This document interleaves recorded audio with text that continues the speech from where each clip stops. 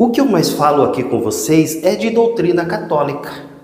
Mas para que possamos compreender a teologia, a doutrina, precisamos recorrer a outros conhecimentos como história, filosofia, arqueologia, parapsicologia e muitas ferramentas que nos ajudam a entender melhor. Tudo isso ajuda a compreender, a iluminar aquilo que a fé afirma. E por muito tempo foi isso e só isso que me interessou.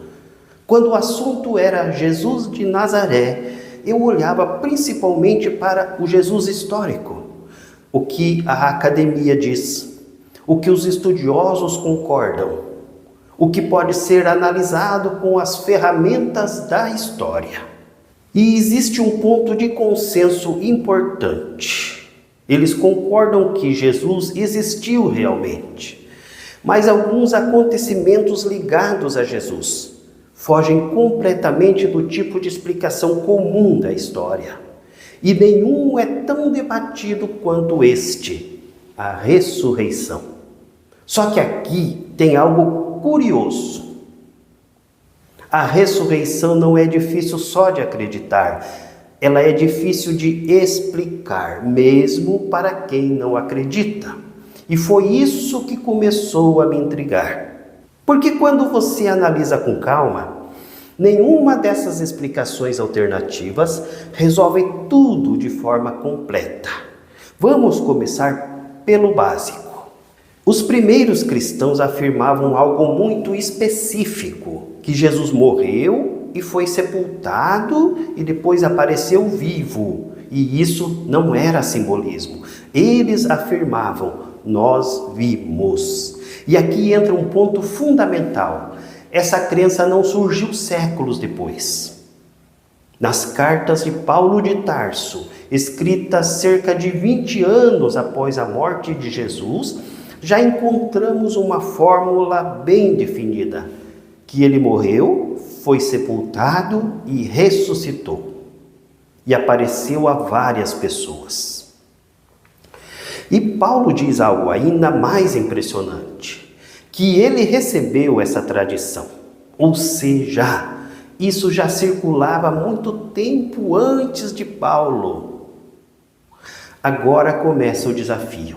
Historiadores em geral não trabalham com milagres, a maioria não. Então surgem hipóteses alternativas para explicar esses relatos. Uma das mais comuns é a hipótese das experiências visionárias. A ideia de que os discípulos tiveram experiências reais, mas não físicas. Ou seja, são visões, experiências espirituais intensas, ou até fenômenos ligados ao luto. E o caso de Paulo é frequentemente citado por eles. Paulo não conheceu Jesus em vida e descreve sua experiência como uma revelação associada à luz. E por ser uma visão providencial, só que os pesquisadores também não estudam este aspecto, isso leva alguns estudiosos a pensar que todas as experiências poderiam ter sido desse tipo. Mas essa hipótese também enfrenta sérias dificuldades, porque não estamos falando de uma única pessoa, estamos falando de grupos, de múltiplos testemunhos e de pessoas que depois disso mudaram radicalmente de vida. Eles enfrentaram perseguição, sofrimento e, segundo a tradição mais antiga, muitíssimo deles chegaram à morte por essa convicção. Isso não prova que era verdade, mas mostra que para eles, aquilo era absolutamente real. Outra hipótese é a do corpo removido. A ideia de que o corpo de Jesus foi retirado, intencionalmente ou não. E também existe a hipótese de que a história da ressurreição foi sendo construída ao longo do tempo. Mas aqui surge um problema importante. A crença na ressurreição é muito precoce. Ela já está presente nas primeiras décadas. Isso torna muito difícil sustentar.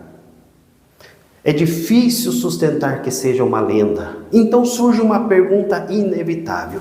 Se Jesus não ressuscitou, o que explica melhor todos esses dados? As experiências relatadas, A origem extremamente cedo dessas crenças, a transformação dos discípulos e a própria dificuldade em oferecer uma explicação alternativa completa. Aqui entramos num ponto mais filosófico.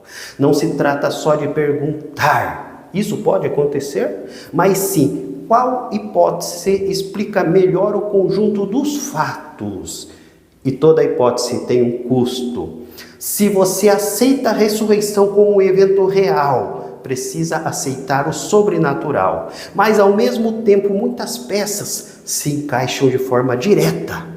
Se você não aceita, precisa construir explicações alternativas e lidar com as dificuldades que cada uma delas traz.